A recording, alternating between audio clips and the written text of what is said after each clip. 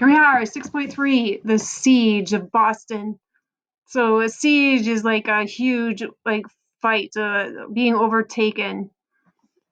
A week later, so this is after the battle in the clash that was by Breed's Hill. So a week later, George Washington took command of his new army. He found a mixed multitude of people under very little discipline, order, or government. So remember, just all these different people from the different colonies with different backgrounds, and they were thrown together into this army. Washington worked hard to impose order. One man wrote, "Everyone is made to know his place and keep in it. It is surprising how much work has been done." So already George Washington is doing a great job. Okay, this heading, Ticonderoga. A month later, a dismayed Washington learned that the army had only 36 barrels of gunpowder, enough for each soldier to fire just 9 shots. To deceive the British, Washington started a rumor in Boston that he had 1,800 barrels of gunpowder, more than he knew what to do with. Luckily, the British swallowed this tall tale. That means that they believed it. Meanwhile, Washington sent desperate letters to the colonies begging for gunpowder. Washington got his powder, but he still did not dare attack the British forces in Boston. To do that, he needed artillery, heavy guns, such as cannons, to bombard their defenses.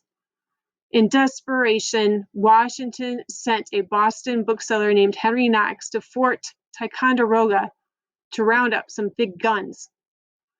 Ticonderoga was an old British fort located at the southern end of Lake Champlain in New York. A few months earlier, militiamen led by Ethan Allen and Benjamin Arnold had seized the fort. The Americans had little use for the rundown fort, but its guns would prove priceless. As winter set in, Knox loaded 59 cannons onto huge sleds and dragged them 300 miles to Boston. Knox's 42 sleds also carried 2,300 pounds of lead for future bullets. Boston was about to be put under siege. The British abandoned Boston. On March 4th, 1776, the British soldiers in Boston awoke to a frightening sight.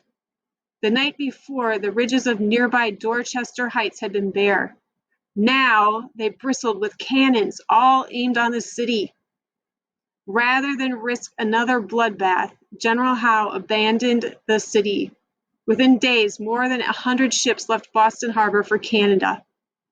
The ships carried 9,000 British troops as well as 1,100 loyalists who preferred to leave their homes behind rather than live with rebels. Some Americans hoped the war was over. Washington, however, knew that it was only beginning. So everyone kind of thought that since all the soldiers, British soldiers left and the loyalists, they're like, oh, maybe that's the end of it. But George Washington's like, no.